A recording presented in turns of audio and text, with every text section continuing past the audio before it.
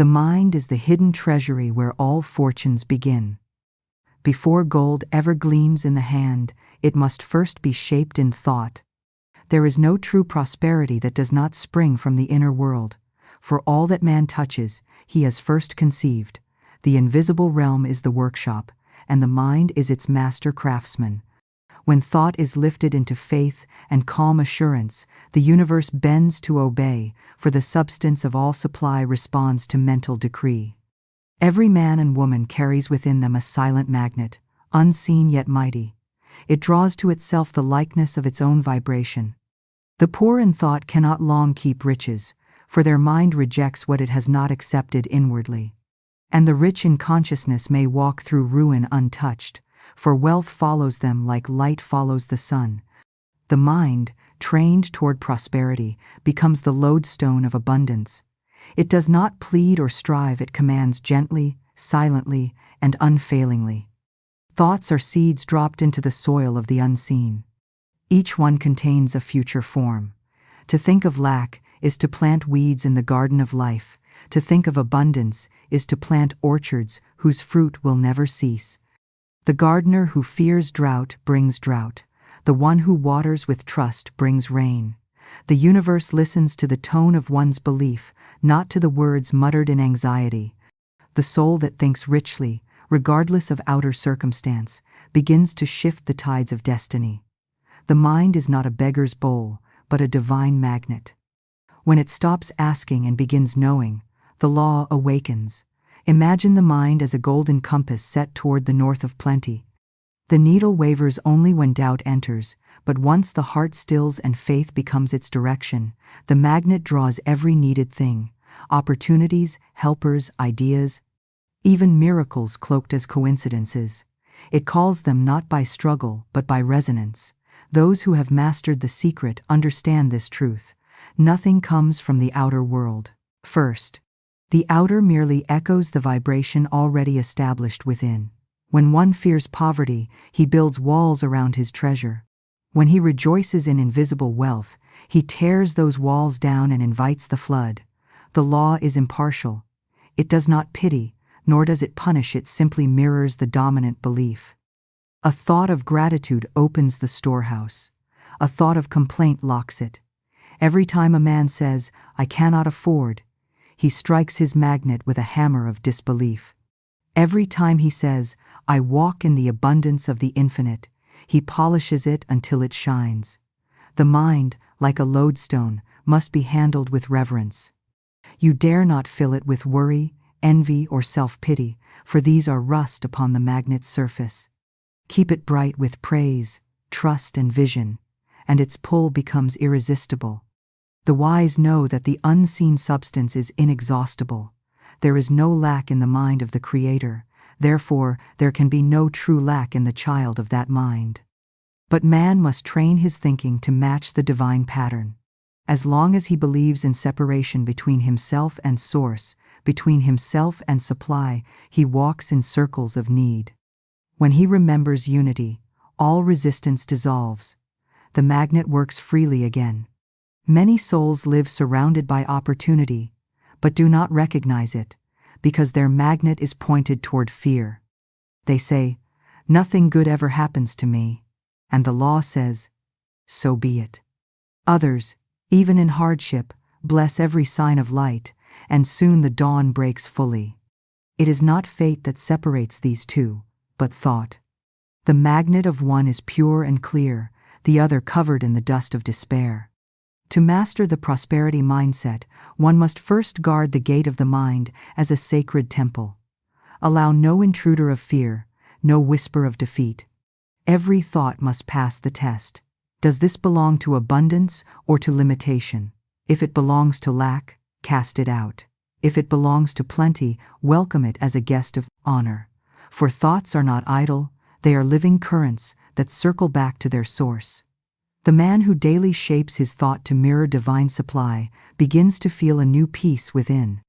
He no longer runs after wealth, for wealth begins to follow him. Doors open without effort, for the energy that once leaked through worry now stands as a beacon. The magnet of his mind hums with silent power. He does not chase, he attracts. He does not plead, he proclaims. He does not doubt, he knows. Even the simplest task becomes holy when performed under this consciousness. Paying a bill becomes an act of circulation, not depletion. Giving becomes the assurance of receiving. The mind sees through appearances to the infinite flow beneath. What the senses call loss, the higher thought calls seed. Thus, every event becomes a servant of increase. It is not arrogance to think richly. It is obedience to the truth of one's being. The soul was not made for poverty. It was designed to express the lavish order of the infinite. To deny this truth is to turn the magnet upside down, repelling the very things one prays for. Yet the moment a person reclaims their inner authority and says, "All that is mine by divine right now flows to me," the current reverses. The magnet awakens from slumber. 1,000 fears may rise and say, "But how will this happen?" The trained mind replies, "By right of consciousness." The universe does not need reasons, it needs receptivity. The magnet does not chase the iron, it draws it. The law of attraction is not persuasion, it is correspondence. Like attracts like because it cannot do otherwise. To cultivate this magnetic power, the mind must be cleansed daily. Every resentment, every judgment, every memory of lack must be dissolved in the light of forgiveness. These are the stones that block the current. When released, energy flows unhindered, and prosperity finds open doors where walls once stood. A clean heart is a powerful magnet. Imagination is its twin ally. One must see, in the quiet of thought, the life already lived in abundance, not as fantasy, but as reality clothed in silence. The imagination paints the form, faith breathes life into it. Together they work as master artisans, shaping the unseen into the visible. The magnet of mind, charged with clear vision and unwavering belief, becomes irresistible to all good. There are those who wait for signs before they believe, but the magnet needs no proof. It knows its pull. The soul that understands this no longer measures by the outer. Whether the purse is full or empty, whether business blooms or falters, the thought remains steadfast. I live in the eternal substance of wealth. Soon the outer world must conform. It cannot resist the rhythm of certainty. The secret is gentle yet absolute. The mind governs matter. To master prosperity is to master thought. The one who learns to hold the inner pattern of abundance unwaveringly, no matter what storm rages outside, becomes the calm eye of wealth itself. For riches are not chased, they are called, and the call is mental, spiritual, and silent. The magnet does not speak, yet all metal answers. So does the universe reply to the quiet authority of a mind that knows its divine inheritance. When thought rises to its rightful throne, it commands substance to take shape. This is not magic, it is law. Invisible substance awaits the word of belief as surely as the earth awaits rain. The moment man ceases to think as a beggar and remembers his origin in infinite supply, he reclaims dominion. Every thought of confidence strengthens the magnet's field. Every thought of doubt weakens it. Thus, discipline becomes sacred practice. To keep the mind aligned with truth even in the hour of darkness. To live by this law is to live as co-creator with the unseen. The magnet of prosperity, once awakened, works through intuition, guidance, and divine timing. It sends whispers to the heart, "Go here. Speak to this person, release that burden," and the obedient mind follows, discovering gold where none seem to lie. The rational world calls it luck. The wise know it as law. The mind, when mastered, becomes not only a magnet for wealth, but a channel of blessing. Its prosperity blesses all who come near.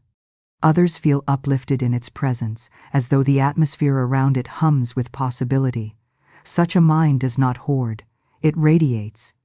Its magnetism increases through giving, for giving keeps the current alive. And so, the training of the mind toward prosperity is the holiest of works. It demands silence, faith, forgiveness, and imagination, tools of the spirit rather than of toil. The man who masters his thought has already mastered fortune. The world may call him lucky, but heaven calls him aligned. For he has remembered the eternal truth. The mind is a divine magnet, and whatever it holds within itself, with love and conviction must, by immutable law, appear without. Faith is the bridge between the unseen and the seen, the invisible ladder by which the soul ascends to its inheritance. Fear is the shadow that tries to break that ladder, whispering that the climb is too high, too dangerous, too impossible. Yet faith walks where fear trembles. Faith steps forward into the darkness and finds the ground waiting beneath each foot. It does not wait for the light to appear. It knows that its very movement summons dawn. Fear is a beggar, knocking on closed doors, pleading for crumbs. Faith is the rightful heir who turns the key, knowing that the mansion belongs to him by divine decree. Fear doubts the invisible order. Faith trusts it completely. When fear speaks, it says, "What if I lose?" When faith answers, it says, "What if I gain everything?" The one who lives in faith walks in certainty, even when the world around him shakes, for he has built his house upon the rock of spiritual law, not upon the sand of circumstance. Every man carries within him two voices, the vadentivicant, trembling echo of fear, and the calm authority of faith. The first is loud, the second is still. The first measures by appearances, the second sees through them. The first looks at the purse and calls it empty. The second looks at the infinite and calls it full. The difference between these two voices is the difference between limitation and liberty, between struggle and ease, between shadow and sunlight. Fear is born of memory and imagination twisted in the wrong direction. It replays past losses and invents future disasters. It builds phantom walls and then weeps because it feels trapped. Faith, on the other hand, remembers the eternal pattern, the order that never fails, the unseen supply that never runs dry. Faith does not deny that storms exist, it simply knows they cannot last. It is the still point in the spinning wheel of life, the quiet conviction that the universe leans toward good. When the mind is ruled by fear, it becomes like a radio tuned to the frequency of lack. Every message it receives echoes limitation. It begins to see shortage everywhere and interprets every delay as failure. But when faith takes the helm, the frequency changes. The same world begins to look generous. Opportunities multiply, and people arrive bearing gifts of kindness. The external world did not change, only the inner vibration did. The mind that radiates faith attracts circumstances to match its tone. Fear gathers darkness because it is magnetized to itself. It feeds on attention. The more one resists it, the larger it grows, like a shadow when the lamp is low. But the moment one lifts the flame of faith, fear dissolves. Faith is the light that shadows cannot endure. It is the steady knowing that beyond every closed door stands a greater opening. The soul that walks in faith does not demand proof, for proof comes after belief, never before it. Faith does not argue with reason, it transcends it. Reason can only measure what it sees. Faith measures the unseen substance. Reason says, "There is not enough." Faith replies, "Infinite supply already surrounds me." Reason clings to visible cause and effect. Faith operates from the invisible source that gives birth to all causes. Faith is not blind, it is inner sight. It sees the gold beneath the dust, the bloom within the seed, the completed form within the formless. Fear paralyzes, faith activates. When a man allows fear to dominate, his energy freezes, his intuition dulls, his hands hesitate, but faith fills the veins with divine current. Ideas flow swiftly, decisions align, paths open. Faith is movement, even when stillness seems to reign. It is the quiet current that carries one forward when logic would turn back. To live by faith is to walk as though the invisible were visible. It is to speak words of abundance while the world speaks of recession. It is to plant in drought and sing before the rain. The soul that has faith does not wait for the appearance of prosperity. It feels it, claims it, lives it inwardly. The outer world cannot resist such conviction. It must yield. The greatest battle is not fought in markets or workplaces. It is fought in the secret chambers of the heart, between faith and fear. Each thought is a soldier enlisted in one army or the other. When the mind indulges worry, it strengthens fear's camp. When it affirms peace, it strengthens faith's dominion. The wise train their inner forces daily, knowing that victory begins in thought. Faith speaks softly yet commands all. When fear cries, "What if I fail?" Faith whispers, "What if you succeed beyond measure?" Fear asks, "What if the door closes?" Faith answers, "Another has already opened." Fear imagines loss. Faith sees divine replacement. Fear clings. Faith releases. Fear demands to control. Faith surrenders to order. Each choice shapes the magnetic field around the soul. Fear thrives on imagination without discipline. It paints pictures of disaster and then lives in them. Faith uses imagination as divine architect. It paints pictures of success and inhabits them as already real. The universe responds to whichever picture is held with greater intensity. Thus, man's fortune is not decided by chance, but by the images he nourishes. The practice of faith begins in small things. One must learn to trust the law in the smallest exchange, the paying of a bill, the giving of a coin, the trusting of tomorrow's bread. Each act becomes training for the larger miracles. Faith grows by use, just as a muscle strengthens through motion. It cannot remain idle. It must be exercised daily in thought, word, and deed. Fear always speaks first, but faith always speaks last. In the beginning of any trial, the human mind trembles. But when one stills the inner voice and listens deeper, another tone arises, calm, sure, luminous. That is the voice of faith. It does not shout, it knows. It tells you that supply is certain, that guidance is near, that the way is already prepared. To listen to that voice is to align with divine intelligence. Faith is not mere optimism. Optimism hopes that things will improve. Faith knows they already have. Faith does not struggle to create abundance. It aligns with abundance that eternally exists. It does not manufacture results. It reveals them. It is the spiritual recognition that prosperity is not gained, it is uncovered. Fear comes from believing in separation from source, from good, from possibility. It whispers, "You are alone." Faith restores unity. It says, "You and the infinite are one." When this remembrance settles into consciousness, all fear loses its grip. The soul becomes fearless, not by courage, but by realization. It no longer seeks protection because it knows itself as the protected. Many live divided between these two powers, faith in the morning, fear by night. They affirm abundance yet worry over bills, pray for success yet doubt their worthiness. The law reads vibration, not vocabulary. A fearful prayer is a seed of lack, a faithful silence is a seed of power. Therefore, one must watch the feeling behind every word. It is the emotion, not the phrase, that plants destiny. The alchemy of transformation lies in transmuting fear into faith. When fear arises, it must not be denied or resisted but blessed and lifted. One may say within, "You are energy misplaced, I reclaim you for faith." In that instant, fear loses its disguise and becomes power again. Every fear, when faced with truth, becomes fuel for creation.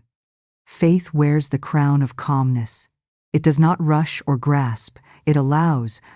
The faithful mind knows that divine timing is never late, never early. It moves in perfect rhythm with the greater order. Where fear panics, faith pauses.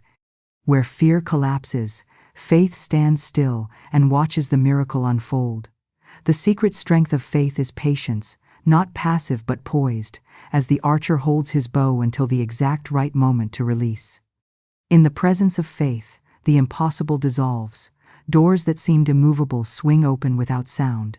The faithful heart does not need to force results, it attracts them by being aligned with their vibration. The law of attraction bows to faith as a servant to its master. Fear is forgetfulness of truth, faith is remembrance.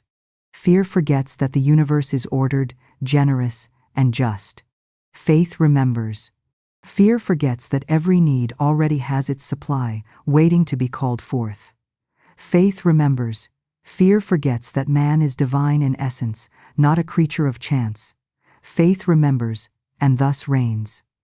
There are moments when faith must walk alone, when no evidence supports it. In those moments, it becomes purest. It stands naked before uncertainty and still says, "All is well." This is the moment when power quickens. The invisible forces rush to meet the one who believes without seeing. Faith is the call, and the universe cannot ignore its sound. Faith is the language of creation. Every star, every ocean, every tree was once an act of faith in the mind of the infinite. Man, made in that image, creates through the same law. When he speaks with conviction, the elements obey. When he wavers, they wait. Faith gives command, fear gives confusion. Therefore, the soul that would master prosperity must train itself to dwell in faith as its native climate. It must think from completion, not from desire. It must feel rich before the gold appears, peaceful before the storm passes, joyful before the gift arrives. This is not pretense, it is law. To feel the result inwardly is to prepare its outer form. Faith over fear is not a choice made once. It is a practice renewed each day. Each dawn brings its tests, voices of doubt, appearances of lack, delays, and shadows. Yet every time one chooses faith instead of fear, the spiritual magnet grows stronger. The current of abundance flows more freely. The path clears. The mind becomes a temple where no fear dares to dwell, for light and shadow cannot share the same room. The universe is always listening. It answers not to anxiety but to assurance, not to panic but to peace. The one who walks by faith carries a certain fragrance, invisible yet unmistakable, the fragrance of certainty. Doors open for such a soul, not because of luck, but because creation recognizes its own command. The invisible bows to the one who remembers his oneness with it. Faith over fear, this is the true alchemy of prosperity. It is the gold within the soul that refines every experience into blessing, every delay into preparation, every challenge into revelation. The one who holds faith as constant companion does not chase fortune. He becomes its dwelling place. Every creation that appears in the world is first born in the secret chambers of thought. The law of mental equivalence declares that whatever image the mind consistently holds and feels as true must take form in the outer world. Life does not give what one wishes, it gives what one is in consciousness. The universe mirrors the inner picture precisely, without distortion or delay. If one envisions abundance, abundance begins to gather its form. If one contemplates lack, lack begins its slow and certain manifestation. This law is exact, like the reflection in a still pool. The mind is the projector, and the world is the screen. Whatever film runs through the mind, that picture appears before the eyes. There is no escape from this sacred correspondence. To master life, one must master imagination and feeling, for they are the architects of reality. The one who grasps this truth ceases to battle outer conditions and begins to shape the unseen cause instead. Mental equivalence is the balance between thought and substance. It means that no idea can exist within consciousness without drawing to itself its exact likeness in form. Every emotion, every image, every word charged with belief is a blueprint pressed upon the substance of the unseen. The invisible matter of the universe, call it spirit, energy, or divine substance, receives the impression faithfully. It does not question or interpret, it simply builds. Thus, one's inner state is the true architect of destiny. When the mind pictures success and feels joy in advance, the blueprint of prosperity is established. Invisible forces then begin to arrange events, encounters, and opportunities to match that inner design. But when the mind pictures defeat and feels despair, the blueprint of failure is printed just as clearly, and the same faithful universe proceeds to build according to plan. The law has no favorites. It yields to the command of belief, whether wise or foolish, positive or fearful. The wise student of this law watches his thoughts as a gardener watches his seeds. He knows that every image entertained, every emotion indulged, is a seed of future experience. If he holds in mind the picture of perfect health, loving companionship, and overflowing wealth, he need not struggle outwardly. The seed, once planted, in faith, must sprout in due season. The outer world is but the harvest of inner cultivation. The gardener who sows joy reaps joy. The one who sows anxiety reaps its likeness. Mental equivalence demands purity of image and steadiness of feeling. A mind divided between faith and fear produces mixed results. One day the image of abundance may glow bright. The next, it is blurred by doubt. The law obeys both equally, creating confusion in circumstance. The harvest appears uncertain, not because the law fails, but because the planter has scattered seeds of opposing kind. The key is constancy, holding the image unwaveringly, like a sculptor who chisels away until form emerges. To apply this law, one must first know what he truly desires. Vague wishes cannot crystallize into form. The universe answers clear pictures only. A definite vision held in steady emotion draws to itself the necessary materials from the unseen. The mind becomes like a magnet wrapped in purpose, attracting to itself every fitting element. When the desire is clothed in gratitude and conviction, manifestation becomes inevitable. One cannot imagine lack and receive abundance, for the two are not equivalent. One cannot dwell upon illness and draw health, for the vibration is opposite. The inner must match the outer as pattern to fabric. If one would live richly, he must think richly, feel richly, and act richly in every small detail of life. His thoughts become the measure of his world. The law of mental equivalence ensures that the universe always delivers the likeness of the inner state. The imagination is the sacred instrument of this law. Whatever image it paints, and the heart feels as real, begins its journey into form. To imagine oneself surrounded by beauty, opportunity, and freedom is to set unseen energies into motion. The imagination is not fantasy, it is the workshop of creation.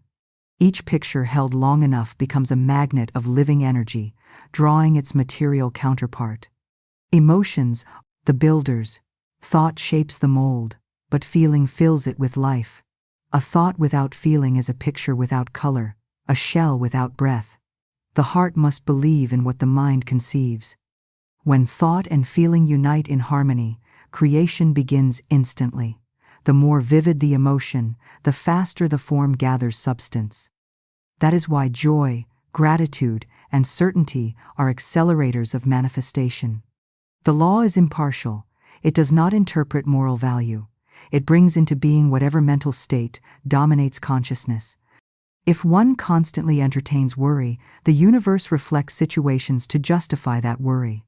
If one holds serenity, the same law arranges peace in the outer environment. It is a mirror that knows no mercy and no malice, it simply reflects. Therefore, self-observation becomes the first discipline of the prosperous mind. One must watch the inner film and change the real when it no longer serves. Some wonder why affirmations or prayers fail. It is because the outer words conflict with the inner image. One may say, "I am wealthy," yet picture debt in his mind. He may declare, "I am free," while feeling bound. The law does not hear words, it registers the deeper conviction. The spoken phrase without inner agreement is an empty echo. But when word and image align, the command becomes irresistible. The universe rushes to fulfill it with precision. To practice the law of mental equivalence is to practice spiritual alignment. Each day becomes an act of creation. One learns to see beyond appearances and hold the ideal steady. When difficulty arises, the trained mind does not react, it reaffirms. It says within, "This too shall pass, for it is not part of my mental pattern. My image is abundance, and abundance shall appear."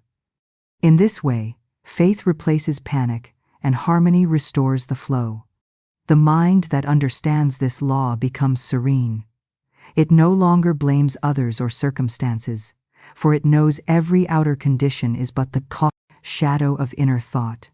Even injustice loses its sting, for the soul realizes it can remake its world by remaking its image. Responsibility becomes liberation.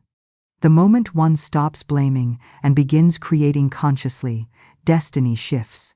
Mental equivalence also governs collective life.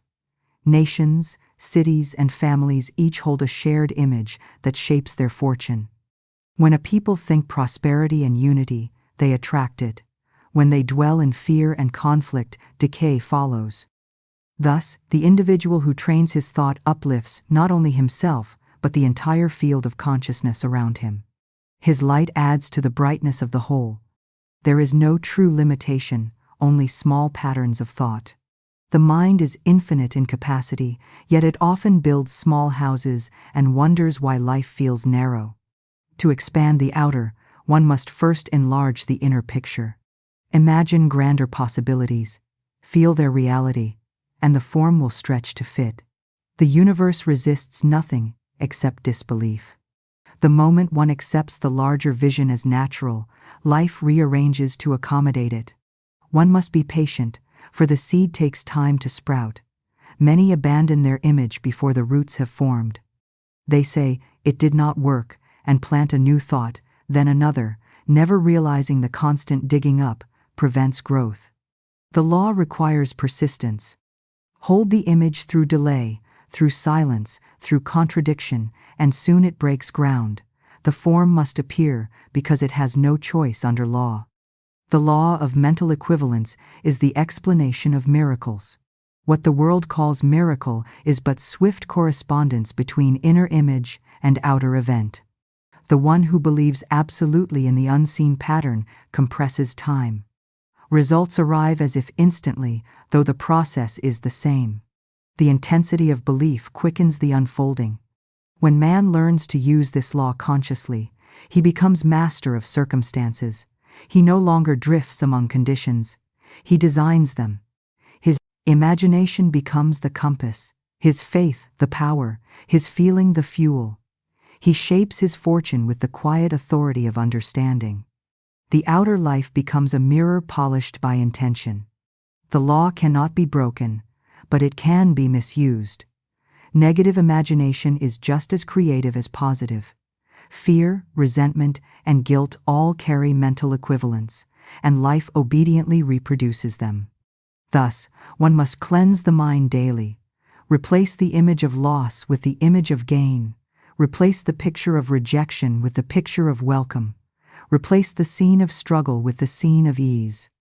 The new pattern will overwrite the old as surely as light erases darkness. Gratitude is the key that seals the pattern. When one gives thanks for what is still unseen, the feeling of completion forms the perfect mold. The universe then rushes to fill it. Gratitude declares that manifestation is certain, that the mental picture is already real in the invisible. This certainty invites the material world to catch up. The law of mental equivalence reveals that nothing is withheld except by thought. The gate of abundance opens from within, not from without. To change life, change the picture. To change the picture, change belief. To change belief, feel as though the new were already true. The imagination, when united with faith, becomes the brush that paints reality. Each thought is a stroke upon the canvas of the infinite, each emotion the color that gives it life. The artist of the mind works silently, yet his creations fill the world. There is a power that lives beneath words, beneath movement, beneath the constant clamor of human desire. It is the still pulse of creation itself, the soundless breath of the divine. In this holy silence, all things are conceived. Silence is not emptiness, it is fullness beyond measure. It is the invisible womb where every answered prayer, every dream fulfilled, and every manifestation takes its first breath. To enter silence is to enter the original workshop of creation. The world was not spoken into being through noise, but through the still command of consciousness poised in perfect knowing. When one withdraws from the chatter of the outer world, the inner law begins to stir. The noise of fear, doubt, and competition belongs to the surface mind. Beneath it, like a calm ocean beneath wind-whipped waves, rests the great stillness that knows no hurry, no delay, no lack. In this sacred depth, the spirit listens and the universe responds. The soul learns that silence is not absence of sound, but the presence of divine power waiting to act. The human tendency is to speak too soon, to fill the void with anxious words and restless thoughts. But true creation begins not in speaking, but in waiting. The soil must be silent before the seed can root. The mother must be still before the child can form. The artist must pause before the brush touches canvas.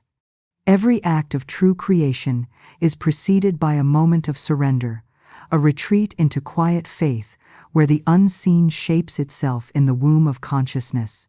Silence is the meeting place between the seen and unseen worlds. In it, thought merges with spirit. When one sinks into quiet awareness, the mental noise dissolves, and a higher intelligence begins to move. This intelligence is not grasped by effort, but received through stillness. The voice of guidance speaks in whispers, never in shouts. It is heard only when the inner room has been swept clean of worry and reasoning.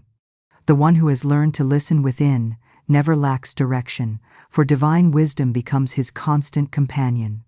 There are those who fear silence because they believe it means nothingness. They rush to fill it with distraction, conversation, and thought. Yet silence is not void, it is fertile.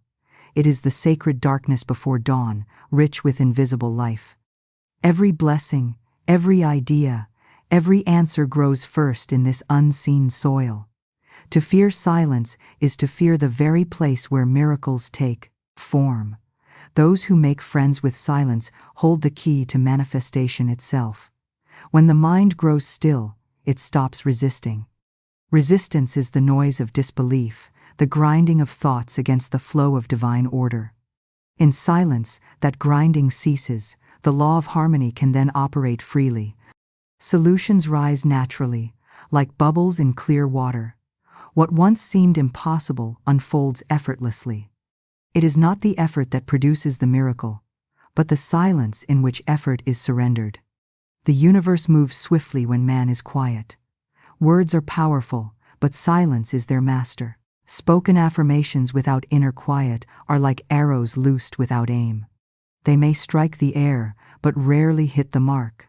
But when a word arises from true silence, from that deep, unshaken knowing within it, carries the creative charge of the infinite. A single word spoken from that center can shift worlds. Silence gives birth to the living word, and the living word becomes form. To cultivate silence is to cultivate presence. Presence means complete awareness without judgment or expectation. It is the still attention that beholds the present moment as sacred. In that awareness, the past loses its power and the future dissolves into trust. Creation happens only in the now, and silence opens the door to it. The mind, when emptied of struggle, becomes a mirror reflecting the divine pattern clearly. In that reflection, prosperity and peace begin to take shape. The wise learn to retreat daily into the sanctuary of silence, not as escape, but as renewal. It is in this inner temple that the spirit recharges and the outer world rearranges. One need not sit in perfect stillness for hours. Even a moment of conscious quiet, truly entered, can realign the entire day. The important thing is not duration but depth, the sincerity of surrender to the quiet presence within. Silence is the healer of fear. When one feels anxious, the instinct is to act, to solve, to argue with circumstance. Yet the remedy is to become still. Fear cannot survive in the atmosphere of silence, for silence belongs to love. It carries the vibration of eternal safety. When the heart rests in that quiet knowing, fear fades like mist in sunlight. The soul remembers that it has never been separate from source, never been abandoned, never been without supply. In silence, the illusion of struggle dissolves. Man learns that nothing needs to be chased or forced. The universe already moves toward him when he is aligned. The law of attraction works best through still receptivity, not desperate effort. Just as the flower does not strain to bloom, but simply opens to light, so must the soul open to divine order through quiet trust. The act of stillness is an act of supreme faith. It says to the universe, "I know you are working, even when I am not." The greatest creations are conceived in solitude. The prophets, the inventors, the poets, all withdrew into silence before their revelations came. The noise of the crowd can only repeat what has already been thought. Silence brings the new, the original, the divine idea. When man silences the voice of the world, he hears the voice of eternity. That voice always speaks of abundance, peace, and perfect timing. It does not hurry, for it knows all things unfold according to law. To master silence is to master manifestation. The untrained mind seeks outer confirmation. The trained mind rests in inner conviction. It knows that the moment an idea is felt as real, in the quiet of consciousness, creation has begun. The outer world is only the delayed echo of that inner vibration. The man who dwells in silence walks ahead of his own destiny. He lives in tomorrow's fulfillment, while the world still lags in today's appearance. The creative womb of silence is also the birthplace of intuition. Intuition is divine conversation guidance, whispered through still awareness. It tells the soul when to act and when to wait, what to release and what to hold. It is never frantic. Its messages come wrapped in calm certainty. Those who live in constant noise cannot hear it, for intuition speaks in tones softer than thought. But the one who abides in silence knows its language intimately. He feels its direction in the pulse of his own being. In silence, the boundaries of self dissolve. The sense of separation between I and the world fades, and the soul glimpses unity. This is the secret of all prosperity, knowing there is no division between giver and receiver, between source and substance. The still mind feels itself part of the infinite ocean of supply. From that realization flows unbroken abundance. What need is there to demand or worry, when one already floats in the river of plenty? The practice of silence also refines speech.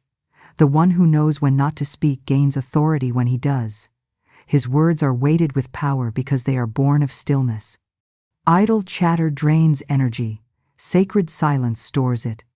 The quiet mind accumulates spiritual force like a battery, and when it finally speaks, its words manifest swiftly. Thus, restraint becomes creation, and quiet becomes command. Silence teaches surrender. It trains the restless mind to release control and allow the divine pattern to unfold.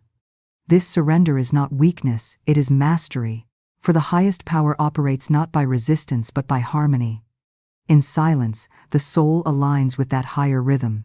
It ceases to struggle and begins to flow. And in that flow, every need is met, every answer revealed, every desire fulfilled in perfect order. To enter silence is to return to origin. Before any name was spoken, before any form appeared, there was only the stillness of pure being. That stillness remains beneath all motion. It is the eternal background against which life plays its symphony. To touch it even for a moment is to remember who you are, spirit clothed in form, eternal substance expressing itself through thought. The silence does not create by effort, it creates by nature. When you rest in it, you become one with that effortless creation. There is no greater discipline than to hold silence while the world urges reaction. When insulted, remain still. When fearful, remain still. When tempted to speak doubt, remain still. Each time silence is chosen over noise, power deepens. The creative womb grows stronger. The energy once wasted in argument and complaint becomes available for manifestation. What the tongue restrains, the spirit transforms. Silence also refines perception. The one who practices it begins to see with spiritual sight. He notices divine order in small things, the rhythm of leaves, the timing of encounters, the quiet perfection behind seeming chaos. The more he sees, the more gratitude fills him, and gratitude magnifies creation. The still observer realizes that nothing in his world is random. Everything reflects his inner vibration, and silence keeps that vibration pure. In the depth of true silence, one finds the divine waiting like light behind closed eyelids. It is there that creative energy gathers, shaping ideas, forming events, and weaving new realities. The soul that learns to dwell there lives from the center of power rather than its edges. He no longer chases manifestation, he births it. The stillness within becomes the mother of all that appears without. The mind that knows silence walks in quiet majesty. It no longer reacts to noise, to gossip, to fear, or to lack. It stands unmoved, like a mountain surrounded by clouds that come and go. The mountain does not chase the sun, yet it is always lit by it. So too does the silent soul remain steady and light, creating not through struggle but through stillness, not through noise but through the infinite fertility of divine calm. There is a sacred power hidden within the spoken word, a force so subtle that many overlook it, and yet so mighty that it shapes worlds. Every word is a key that opens a door in the invisible realm. When spoken with conviction, faith, and divine alignment, words unlock unseen storehouses and release rivers of supply into the outer world. Man's speech is not mere sound, it is vibration, creative current, the language through which the infinite answers itself. The one who understands this mystery guards his tongue as a treasure, knowing that each utterance carries a seed of creation. Words are more than expressions of thought, they are carriers of energy. Each syllable vibrates with a frequency that calls forth its own likeness. To speak of lack is to summon it. To speak of wealth is to magnetize it. Every declaration begins to mold substance. The universe listens not with ears but with resonance. It responds to the tone, the belief, the spiritual authority within the word. Thus, idle speech wastes power, while conscious speech directs it. The one who learns to speak with purpose becomes a silent ruler of his destiny. The ancients knew this truth and called it the word of power. They understood that speech was a sacred act, that every sentence pronounced with awareness was a decree to the universe. When one speaks in harmony with divine order, he calls forth beauty, abundance, and peace. When he speaks in discord, he sows chaos and struggle. The law is impartial, it brings to life whatever word is consistently charged with emotion and belief. Words are seeds planted in the soil of the unseen, and they never fail to bear fruit in their own season. To master this law, one must become aware of the language one uses daily. The casual complaint, the fearful prediction, the habit of saying "I can't" or "I never have enough." These are unconscious decrees that close the vaults of heaven. Each time one repeats them, the unseen responds faithfully, forming circumstances to match the pattern. But when one begins to replace these with words of faith, "I am guided, I am provided for, all that is mine by divine right now flows to me," the possessed of lying, tone of life begins to change. New doors open, new resources appear, and the very air seems charged with benevolence. The spoken word is a bridge between thought and form. It takes the unseen vision of the mind and gives it vibration, setting it into motion through sound. Sound is the first stage of materialization. Just as a song begins as silence and becomes melody, so too does an idea become visible through speech. Words gather invisible energy into shape. When one speaks with certainty, the vibration travels into the unseen, awakens dormant forces, and calls them to obey.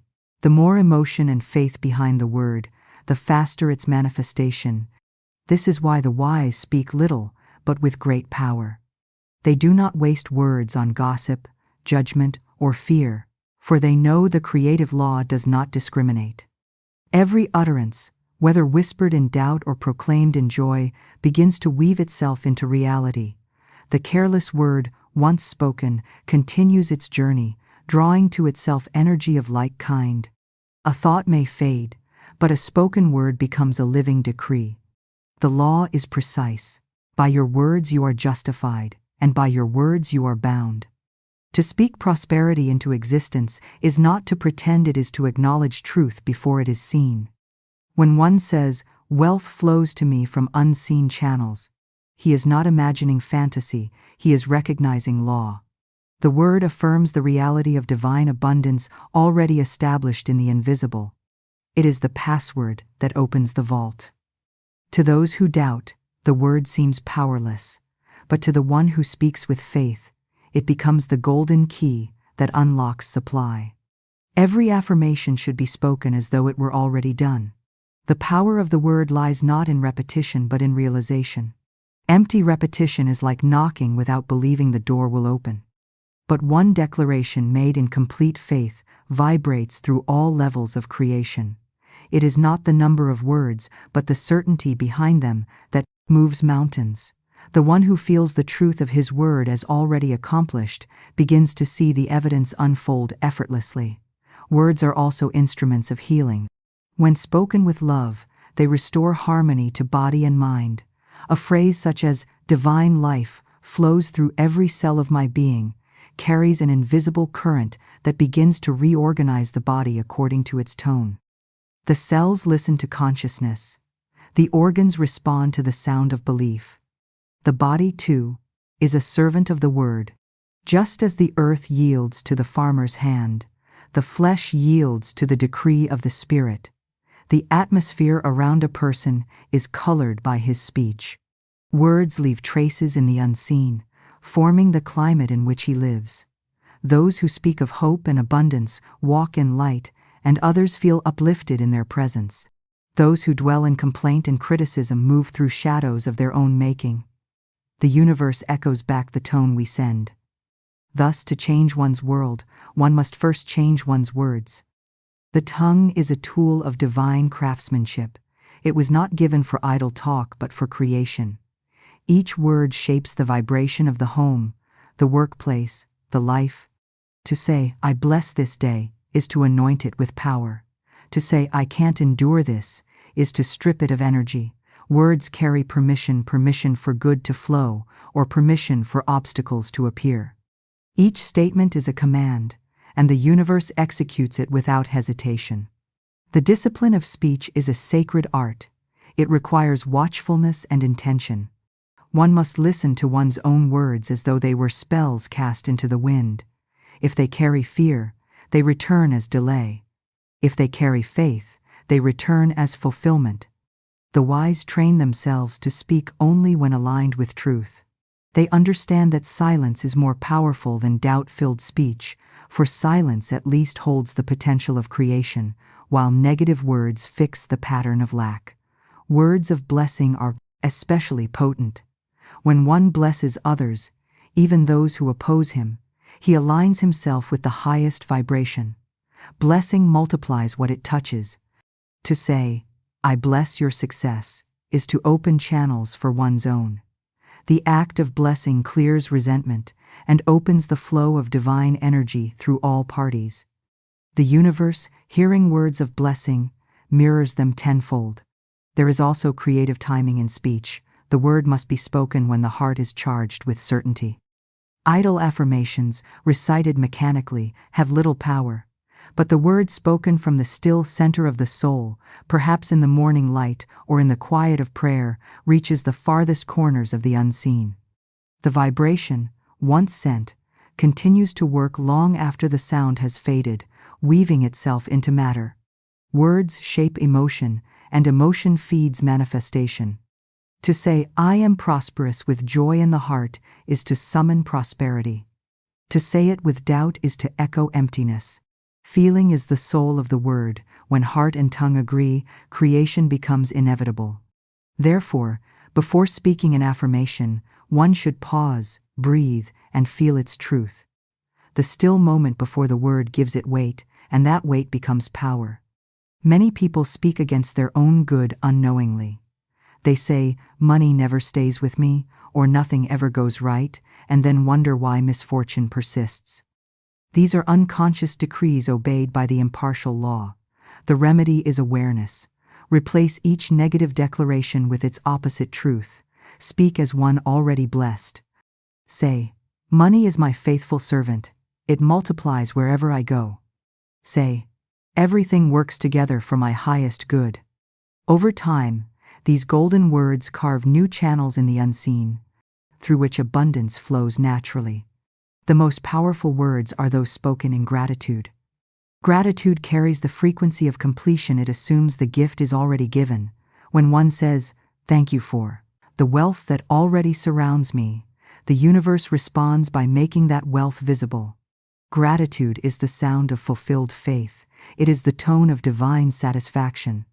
To speak gratitude is to claim ownership of blessings unseen. Words of forgiveness are also golden. To say, "I release all resentment, I am free and others are free," dissolves chains that block prosperity. The vibration of unforgiveness holds the flow of abundance captive, while the vibration of release restores movement. Forgiveness clears the atmosphere, allowing new forms to enter. The law cannot fill a closed vessel. The word of forgiveness opens it.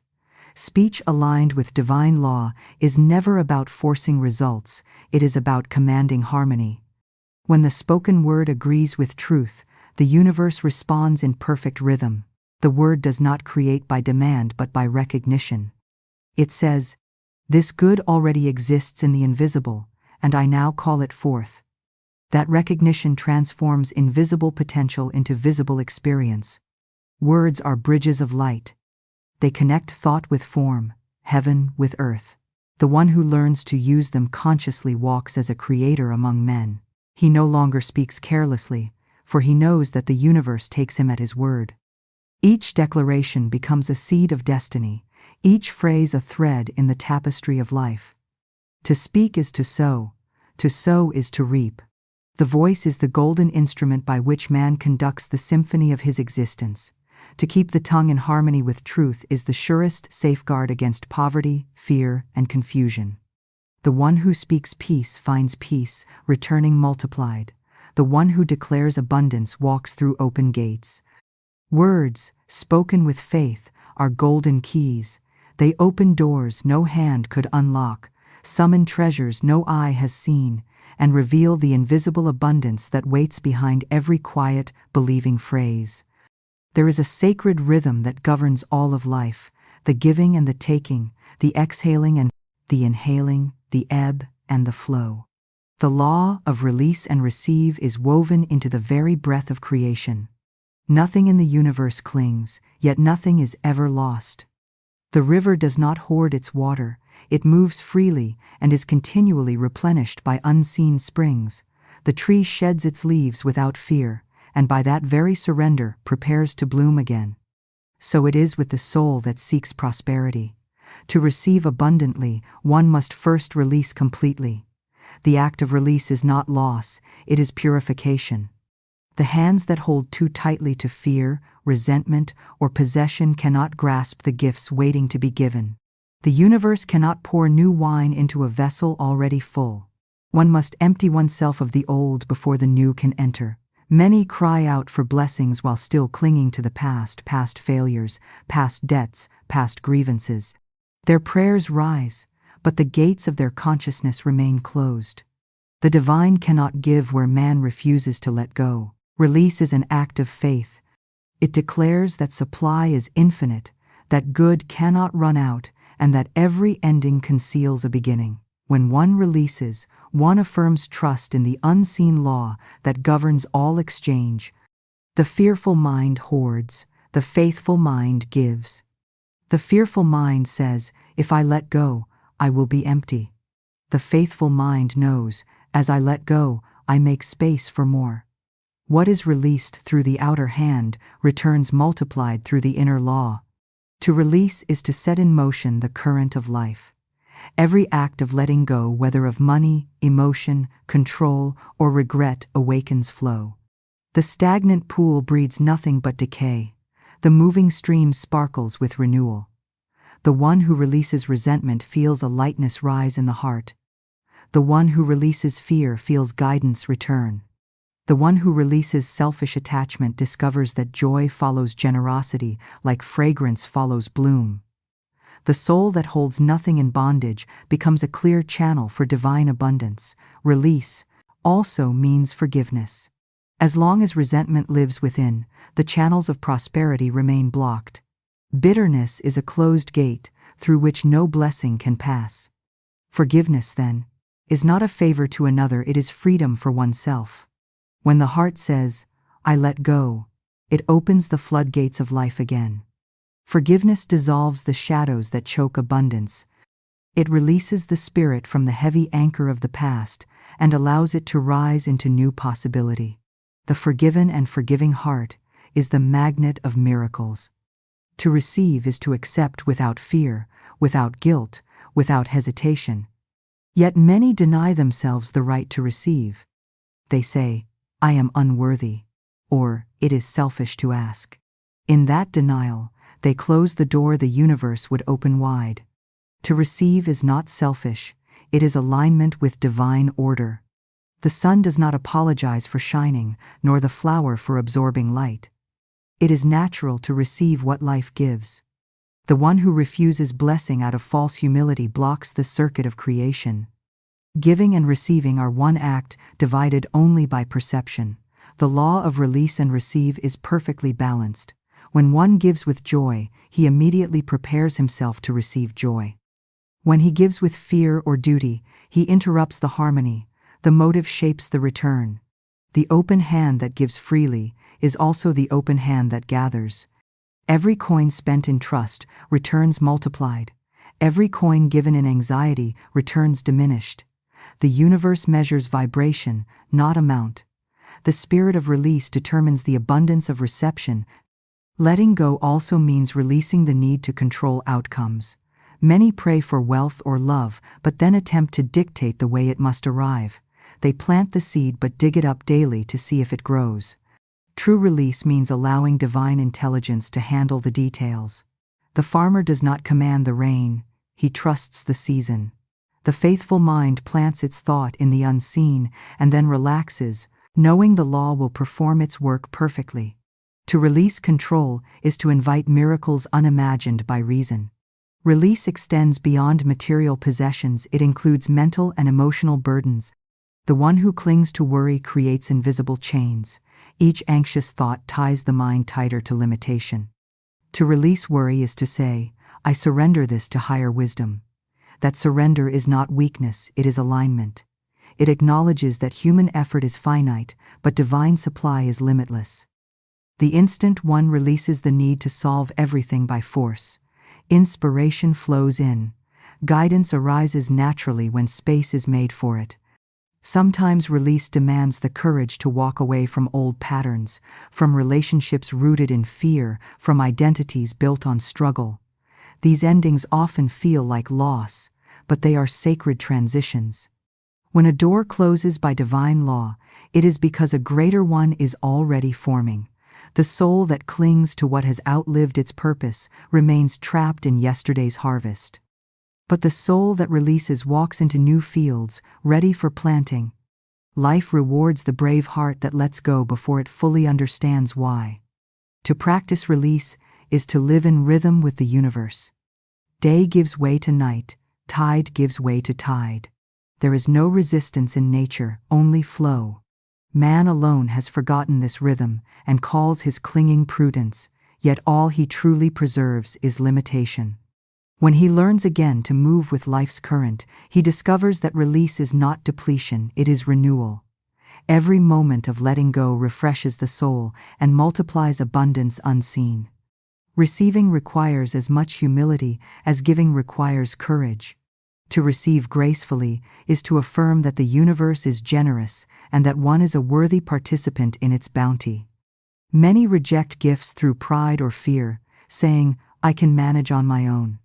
Yet the law of life is cooperation, not isolation. Every gift is the universe answering its own need, through another. To receive is to complete the circle of giving. It is an acknowledgement that divine substance flows through all channels, not just one's own effort. The practice of release and receive extends to thoughts themselves. one must release old beliefs of scarcity, guilt, and unworthiness to receive new patterns of success. The subconscious cannot hold two masters. It obeys the dominant vibration. As long as the mind entertains the image of lack, it cannot house the image of plenty. Let go of the story of failure and embrace the vision of abundance. Every new thought planted in faith replaces an old one, uprooted through understanding. Generosity is the highest expression of release. To give when others cling is to declare that supply is infinite. Every gift becomes a proclamation of faith. When the hand opens, the law moves. The one who gives joyfully becomes a vessel through which divine abundance flows unhindered. It is not the object given that matters, but the consciousness behind it. Even a smile, a word, a gesture of kindness sent forth in love becomes a seed of return. The universe multiplies the vibration of giving far beyond the measure of the act itself. Release also purifies intention. When one gives expecting reward, the act remains tethered to ego. But when one gives because giving is joy, reward follows as shadow follows light. True release is without calculation. It trusts the unseen accountant of the cosmos. What is given in silence returns in song. The one who releases with love never lacks, for love is the greatest currency in the universe, and its flow ensures perpetual increase. To receive fully, one must feel deserving. The universe cannot contradict a soul that insists on smallness. Many pray for wealth but secretly believe they do not merit it. Their subconscious refuses the gift they outwardly seek. The remedy is recognition. Abundance is not earned, it is inherited. It is the divine birthright of every soul aligned with order. When one finally accepts this truth, reception becomes effortless. What once seemed struggle becomes natural rhythm. The universe delights in fulfilling the consciousness that welcomes it. The act of release cleans the vessel. The act of reception fills it. Both are necessary for balance. The one who only gives without receiving exhausts his reservoir. The one who only takes without giving stagnates his flow. Prosperity is the harmony between the two, the continual exchange of energy between self and source. It is the spiritual breathing of the cosmos. To inhale blessings, one must exhale fear. To receive love, one must release judgment. To attract success, one must release resistance. Each release becomes the signal for a new arrival. In the silence between letting go and receiving lies trust. That silence is the bridge of faith across which the unseen travels. There may be moments when nothing appears to move, when the field seems barren. Yet the wise know that the soil is working in secret. The release has already been answered. The return is inevitable. Faith keeps the heart open during that invisible interval. The one who doubts closes the gate just as the harvest approaches. The one who trusts waits in peace, knowing that every surrender has its reward. Release is freedom. Reception is fulfillment. Together, they form the law of circulation. This law governs every aspect of life: money, love, health, joy, opportunity. Whatever is held too tightly begins to wither. Whatever is given with gladness thrives. The soul that learns to live by this law becomes radiant. It no longer fears loss, for it understands that every outflow ensures a greater inflow. The divine exchange never ends, and its rhythm sustains all who move in harmony with it. Gratitude is the sacred current that flows between the visible and the invisible. It is the invisible magnet that draws to itself every good thing already prepared in the realm of spirit. When the heart is filled with thankfulness, the atmosphere around it becomes charged with divine electricity, and unseen forces hurry to answer its vibration. Gratitude is not merely saying, "Thank you," for what one has. It is the deep recognition that all things, even those yet unseen, are already complete in the divine pattern. It is the soul's acknowledgement that abundance exists now, that the universe is perpetually giving, and that every desire already stands fulfilled in spirit, awaiting one's recognition. The grateful mind does not plead, it commands gently through appreciation. Gratitude is a signal to the universe that one has recognized its generosity. The moment a person gives thanks not out of obligation, but out of realization, he aligns himself with the frequency of completion. The law of creation moves swiftly where it feels acknowledged. Just as a musician plays more joyfully for an audience that listens in reverent silence, so the universe gives more freely to the heart that receives in gratitude. Gratitude opens the channel, complaint clogs it. There is a hidden mathematics within gratitude. The more one counts blessings, the faster they multiply. The mind trained to see good finds more good, because perception itself is creative. When one blesses a small coin, that coin becomes the seed of wealth. When one despises what little he has, even that little diminishes. Gratitude is multiplication in motion. It turns fragments into wholeness, scarcity into sufficiency, darkness into dawn. What one appreciates. What one ignores, withers. This is not poetry, but law. To practice gratitude is to live in harmony with the truth that everything serves a purpose.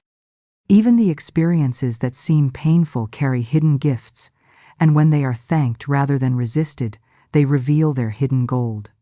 The soul that can say, "I bless this challenge, for it brings me wisdom," transforms limitation into opportunity. Gratitude redeems every circumstance. It changes not only the outer result, but the inner vibration that creates all outer results. It is impossible for true gratitude and fear to coexist, for the heart that gives thanks has already acknowledged victory. The vibration of gratitude is the language of abundance. The universe does not understand desperation, it understands resonance. Gratitude speaks to it in its own tongue. It says, "I already possess what I sought, therefore I rejoice." And the universe, hearing its own reflection, responds, "It is so." The ungrateful prayer, born of doubt, delays manifestation. But the grateful silence, filled with faith, moves mountains quietly. Gratitude works like sunlight. It does not argue with shadows. It simply makes them disappear. To cultivate gratitude, one must train the mind to turn its gaze toward what is good, even when the senses scream otherwise. The untrained mind sees lack and reacts. The awakened mind sees divine order behind appearances and gives thanks before evidence arrives. Gratitude before manifestation is the highest form of faith. It is saying to the invisible, "I trust you completely." This trust magnetizes events, opportunities, and people who carry the very answers long desired. When gratitude becomes the constant tone of one's thought, miracles appear as natural consequences. There is a quiet grace in those who live gratefully. Their presence radiates peace. They may not always speak words of thanks, but everything around them bears witness to their inner state. Their homes feel warm, their relationships gentle, their paths clear. Gratitude creates an invisible perfume that others sense and are uplifted by. The grateful soul draws not only wealth, but harmony, health, and affection, for gratitude is the vibration of love, made conscious. Gratitude does not depend on possessions, it precedes them. The beggar who gives thanks is richer than the king who complains. Gratitude does not wait for results, it declares results already done. When one thanks for a harvest not yet seen, the unseen world hurries to make it visible. This is the secret of divine acceleration. The thankful heart is never poor, because it knows that every breath is a gift, every moment an opportunity, every challenge a teacher. It does not hoard its praise for perfect conditions. It gives it freely, and by giving, perfect conditions form around it. The absence of gratitude is the root of all dissatisfaction. When man ceases to see beauty in the ordinary, his world turns gray. When he complains, he creates more reasons to complain. But when he begins to bless even the smallest sign of good, that good expands. Gratitude lifts the mind from the level of reaction to the level of creation. It changes the question from, "Why is this happening to me?" to, "What good is trying to emerge through this?" That shift alone transforms fate into freedom. The current of gratitude is magnetic because it mirrors divine order. The universe is always expanding, giving, expressing. Gratitude matches that rhythm. It is the human echo of divine generosity. When the soul thanks, it becomes one with the movement of creation itself. Energy flows where appreciation grows. The grateful person stands under an open sky, while the ungrateful one lives beneath a closed roof of his own making. Gratitude removes the roof. There is a divine intelligence that records every grateful thought. No word of thanks, no act of appreciation ever disappears. Each one sends out a subtle vibration that circles back multiplied. When one blesses another, the blessing travels through the unseen and returns to its sender in unexpected form. To thank for another's success is to sow the seed of one's own. The jealous heart repels good, the grateful heart attracts it. Gratitude is the great equalizer of destiny. It turns envy into expansion. To live in gratitude is to become receptive to divine timing. The impatient mind demands, the grateful mind allows. Gratitude rests in knowing that everything unfolds with precision, that nothing is delayed but only ripening. This serenity itself accelerates manifestation, for impatience signals disbelief, while gratitude signals certainty. The grateful person no longer begs. He cooperates with the invisible rhythm. Life ceases to be struggle and becomes song. Gratitude is also a cleanser of thought. Each time one blesses, one purifies the atmosphere within and around. Gratitude washes away fear, anger, and resentment as surely as rain clears dust from the air. When the mind is filled with appreciation, it becomes too luminous to harbor negativity. The heart that thanks has no room for bitterness. The act of blessing transforms the blesser first. It shifts his frequency to one that aligns with divine flow. Every act of receiving should be followed by thanksgiving, for gratitude seals the circuit of manifestation. Without it, energy leaks away. The more one gives thanks for a gift, the longer it stays, and the more it multiplies. Even simple gratitude for food, shelter, or companionship renews the flow of those blessings. The soul that forgets to thank begins to live by chance. The soul that remembers to thank lives by law. Gratitude is the lock that keeps blessings anchored in the visible world. To practice gratitude is to walk with vision. The eyes of gratitude see the divine pattern where others see confusion. The grateful heart sees opportunity in every challenge and growth in every delay. It refuses to label anything as loss, for it knows that the universe wastes nothing. Even pain, once blessed, becomes wisdom. The law of gratitude transforms every shadow into light by revealing the hidden good within. The one who can thank while the storm still rages already stands in sunshine. When gratitude becomes habitual, it changes the rhythm of the body as well as the soul. The heartbeat slows, the breath deepens, the nervous system relaxes, the energy field expands outward in peace. Health improves. Because gratitude harmonizes vibration. It invites every cell to rejoice in life. The body, when bathed in thankful thought, becomes a temple of radiant energy. Gratitude heals where medicine fails, because it restores alignment between mind and divine order. Even the act of speaking words of gratitude reshapes reality. To say, "I am thankful for the wealth now appearing," is to command substance. The universe recognizes that tone as authority. Words spoken in gratitude vibrate with fulfillment. They do not ask, they declare. Every time gratitude is spoken, it stamps the invisible with certainty. Repeated daily, these words construct a magnetic field so strong that all corresponding forms must appear. The one who lives in gratitude becomes fearless. He knows that every situation contains good. He no longer sees himself as a victim of circumstance, but as a co-creator of divine harmony. Gratitude gives him courage to release what no longer serves, because he trusts the goodness that will replace it. Gratitude removes resistance. It turns life into cooperation with the unseen. The grateful heart walks through fire and finds flowers blooming there. In the deepest sense, gratitude is worship.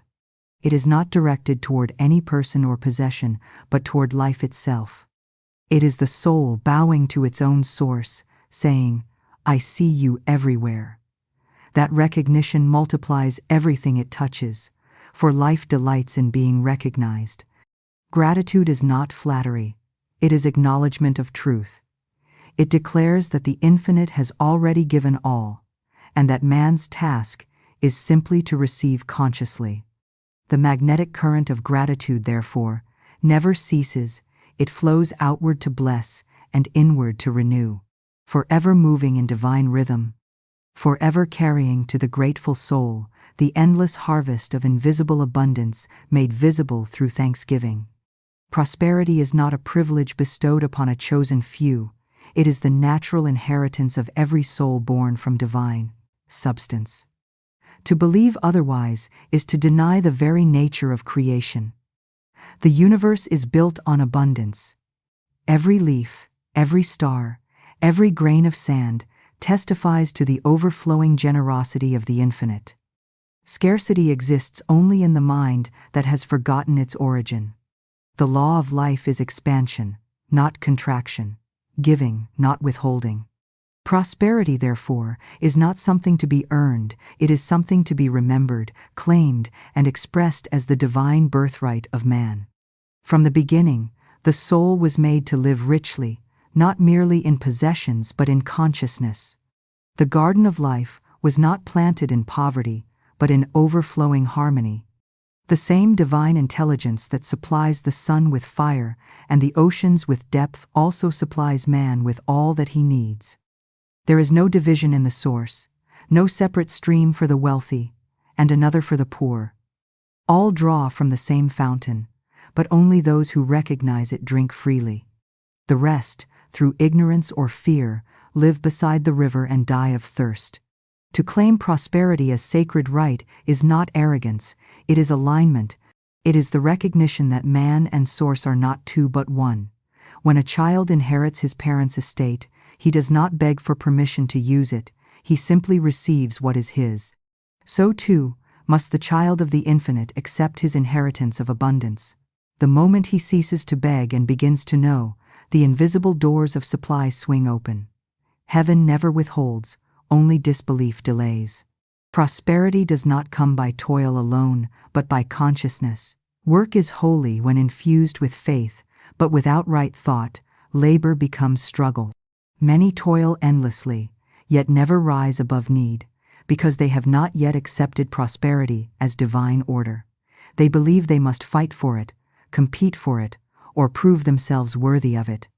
But true prosperity flows through ease, through the calm assurance that what belongs to one cannot be taken, and what is withheld is not part of one's rightful portion. The soul that knows its birthright rests in peace, even before the evidence appears. The idea that spiritual life must be poor is one of humanity's greatest illusions. The divine does not glorify deprivation, it glorifies balance, beauty, and fullness. The same intelligence that paints flowers in colors beyond number and scatters galaxies across the skies could not intend man to live in lack. Poverty of any kind, material, emotional, or spiritual, is not virtue but misunderstanding. When one sees prosperity as sacred, it ceases to be selfish. Wealth becomes service. Abundance becomes expression of divine generosity made visible through form. Prosperity, as sacred right, means that wealth is not confined to gold or possessions. It is the presence of wholeness in every aspect of life. It is health in the body, peace in the mind, love in the heart, purpose in the soul. It is the knowing that all needs are already met, and that the supply for every demand already exists in the invisible awaiting acknowledgement. When one lives from this awareness, even a single coin can multiply, even a small opportunity can unfold into greatness, for the outer reflects the inner certainty. To accept prosperity is to honor the divine by mirroring its nature. The Creator gives without measure, and so must the creation express abundance without guilt. To hide one's wealth, to fear its judgment, or to diminish one's joy is to veil the divine image.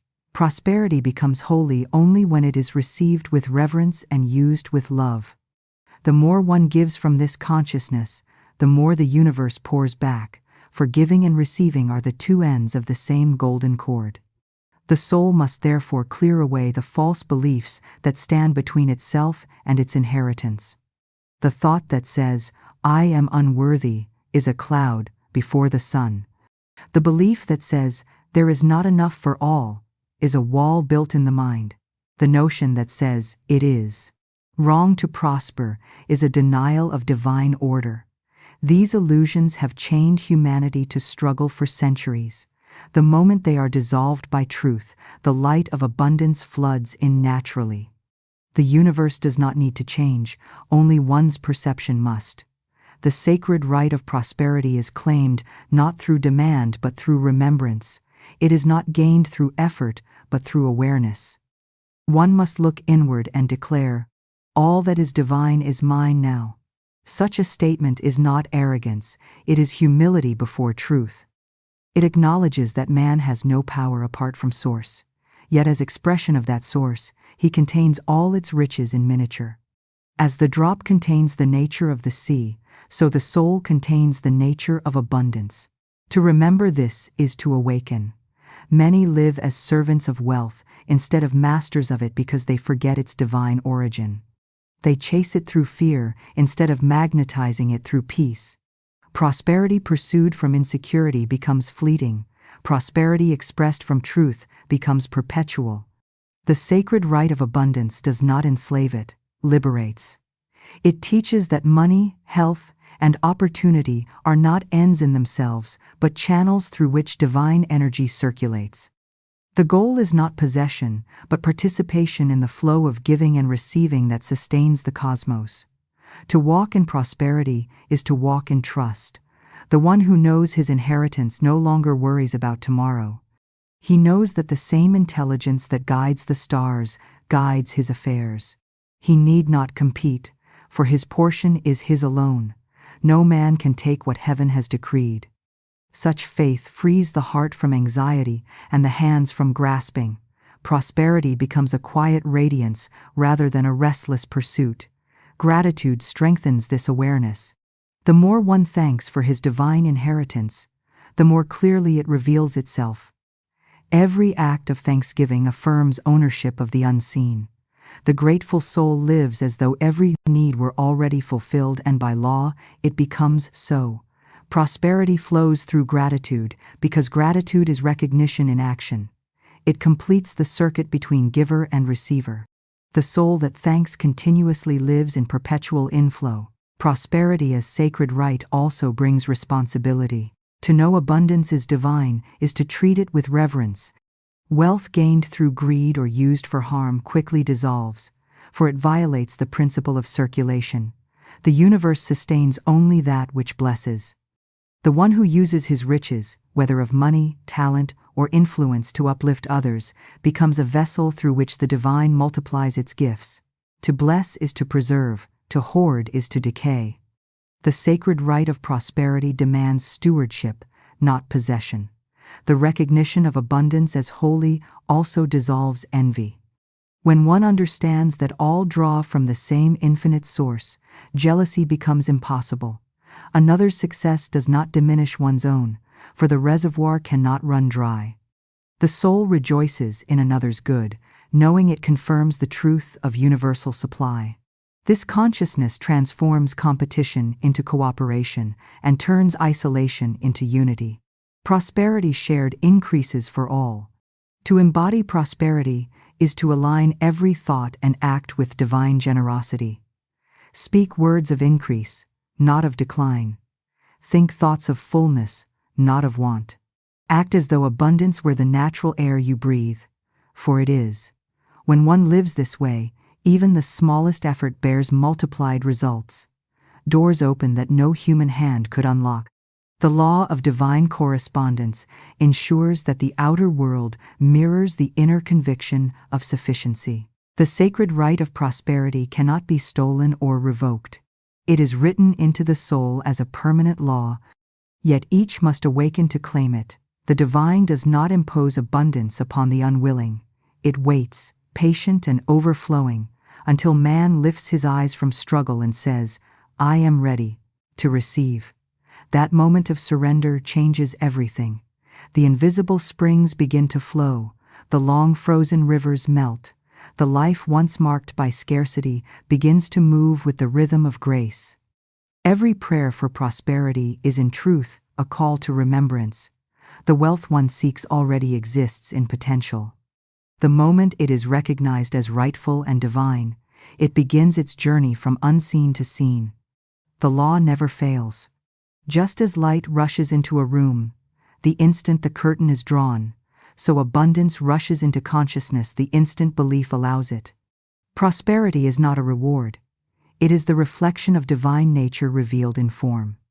When one finally understands this, fear of the future vanishes. Security no longer depends on possessions, for possession itself becomes infinite.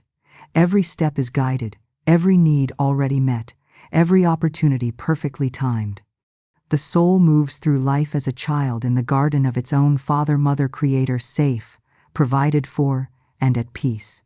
To know prosperity as sacred right is to remember one's own divine identity, to walk in the quiet majesty of one who has awakened to the endless abundance already flowing through all things, already waiting to be claimed through faith, gratitude, and the calm knowing that the universe itself is the storehouse of one's supply. The soul stands at the threshold of its own treasury, hands open, heart awake, remembering what was written in light before any shadow seemed to fall. Here, at the quiet end of the path and the living beginning of practice, every principle gathers like rivers meeting the sea. The teaching has never been about conquest, but about remembrance, about returning to the original covenant, where abundance is not bargained for, but recognized as one's native climate. And so the circle completes itself by naming, honoring, and embodying the whole way, for the way itself is the wealth. The first signpost remains, the mind as a divine magnet, the assurance that thought, tinged with feeling, does not merely observe reality but summons it. You discovered that your inner stance is not a timid wish but a lawful command, that the images you host are emissaries, carrying decrees to the formless substance, that every quiet acceptance of good tightens the field of attraction until circumstances align like iron filings to a lodestone.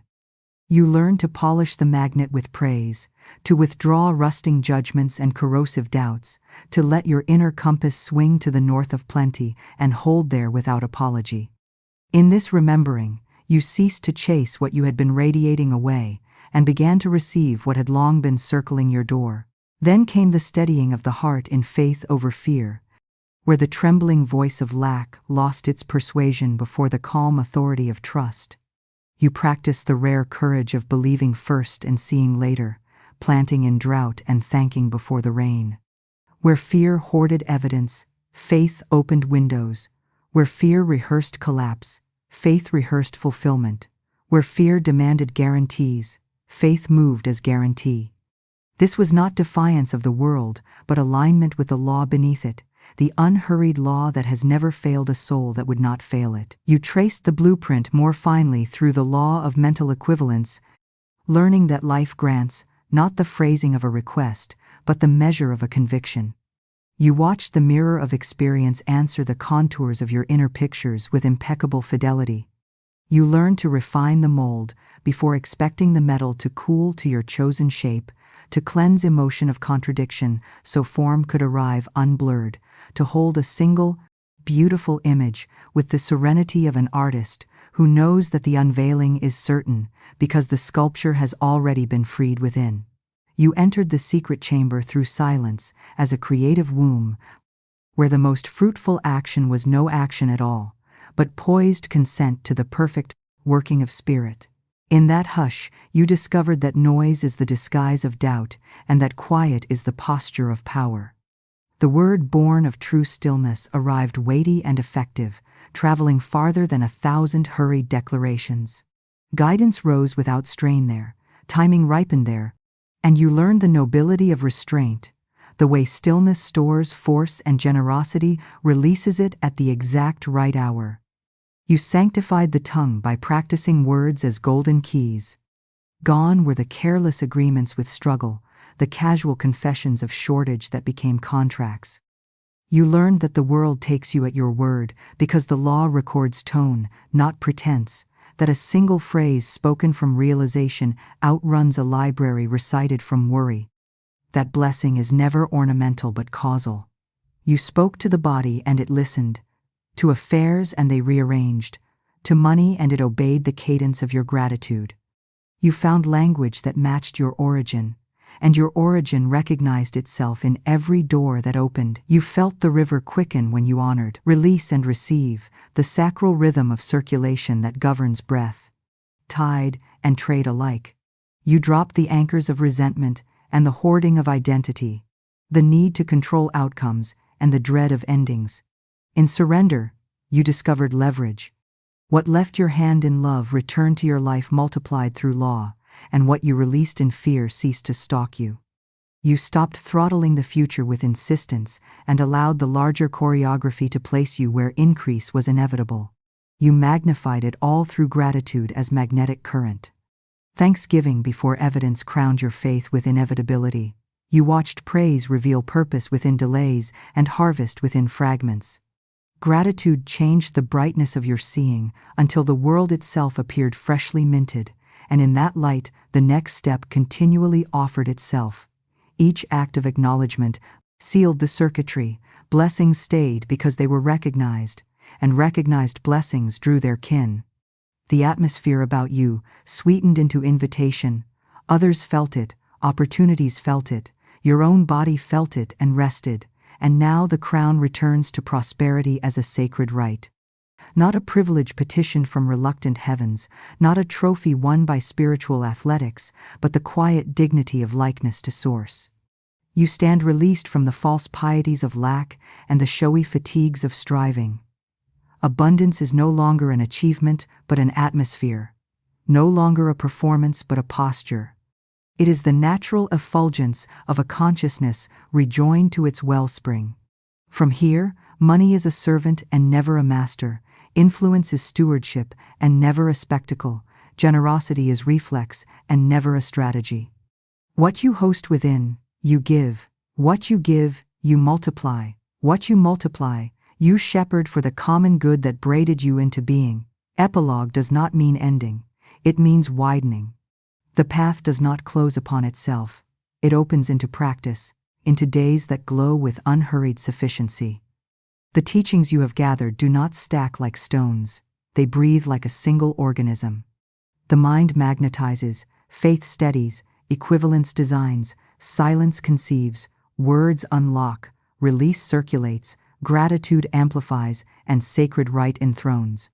They are not 8 steps, but one current seen from 8 angles, and you are no longer waiting at the edge but standing in the middle of the river, water to your waist, feeling the pull of an ocean that has always been yours. You return to your ordinary rooms, and they are not ordinary. The same table receives breakfast in a different light. The same doorway holds a fresher threshold. The same work wears a finer biography. Bills become bridges. Tasks become altars. Conversations become covenants.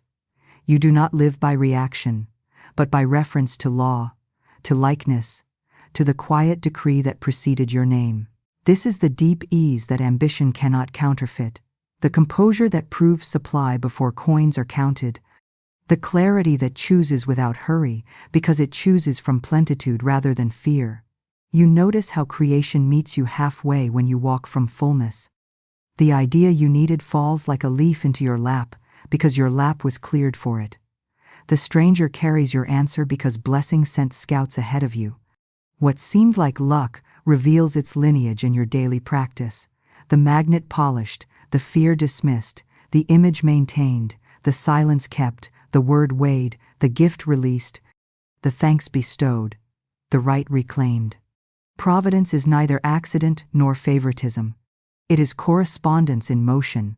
A mirror kept clean by devotion to the simplest inner hygiene. You become fluent in the dialect of sufficiency. You learn to pause where you once pushed, to bless where you once resisted, to declare where you once defended. Your calendar holds space you used to stuff with doubt. Your thresholds feel wider, even your footsteps sound more musical on familiar floors. This is not theatrics of mind but physics of spirit, less friction because there is less contradiction, more momentum because there is more agreement. You do less from panic and more from guidance. In doing less wrongly, you do more rightly, and the net is surplus measured in peace and outcomes alike. You watch your relationships respond to the new altitude. Envy dissolves where sacred right is honored for all. Compulsion loosens where release is practiced with kindness. Conversations lift when words fetch their strength from stillness rather than from insecurity. You share without fearing depletion because you have proven circulation in your own bloodstream. You listen for the assignment coded into each resource. Some money wants to become shelter, some to become seed, some to become song. You learn to recognize the ask each blessing makes, and meeting that ask grows the blessing's life. Work reintroduces itself. What you lay your hand to ceases to be a transaction and becomes an instrument. You begin to value the tone of doing as much as the task, the way presence writes itself into outcomes invisible on spreadsheets but legible in the long run. You notice how excellence is a form of gratitude in motion, and how rightful compensation is creation's echo, not a lottery win. The projects that match your pattern find you, the doors that would waste you do not. You trade adrenaline for anointing, and productivity starts meaning fruitfulness rather than mere speed. Challenges still visit, but they arrive with subtitles you can now read. Apparent constrictions feel like invitations to refine a pattern, not verdicts. Pauses feel like marinating, not neglect. Loss translates into clearing because you have lived the proof that empty space is the favorite playground of new forms.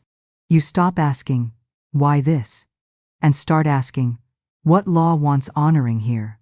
The question alone shifts you from courtroom to classroom, where increase waits with chalk in hand. The body joins the covenant. Breath practices the liturgy of release and receive until the nervous system believes you. Muscles unlearn the sermon of scarcity. Rest returns without guilt. Appetites remember boundaries, not as punishment, but as praise for a vessel carrying bright contents. Health begins to mirror the coherence of your inner economy. You stop budgeting vitality like a pauper and start circulating it like a patron of your own life's gallery, funding what is beautiful, withdrawing from what is wasteful, underwriting the future with today's wise mercies. In the quiet hours, you revisit the keys one by one, touching them like beads, not to repeat lessons but to rejoice in their convergence. The mind as a divine magnet hums beneath your thinking like bass under a hymn. Faith over fear sits at the bedside like a lamp you flick on without searching. The law of mental equivalence keeps your imagining honest. Silence as a creative womb remains a door you can open from anywhere.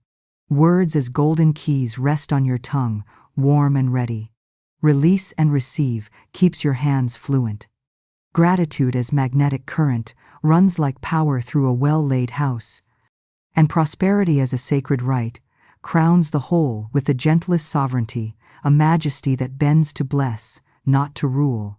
Nothing here was borrowed authority. You tested it in the small things, then the larger, in coins and in conversations, in deadlines and in dawns, and the law met you in kind. You carry forward not a script to recite but a stance to inhabit. The stance is simple. Choose the inner condition from which your world deserves to be made, and keep choosing it until choosing becomes being, and being becomes the weather around you, and the weather bears fruit in due season without noise or negotiation. This epilogue does not close a book. It opens a ledger you will keep with joy, entries written in blessings given, in guidance heeded, in peace kept, in harvests recognized the moment their first green breaks the soil. When you wake tomorrow, it will be to the same large sky, but you will stand beneath it differently, which is to say you will stand within it truthfully, which is to say you will stand as one who remembers that wealth was never elsewhere, never later, never contingent, but the native light rising quietly from the place that remembers it best within you.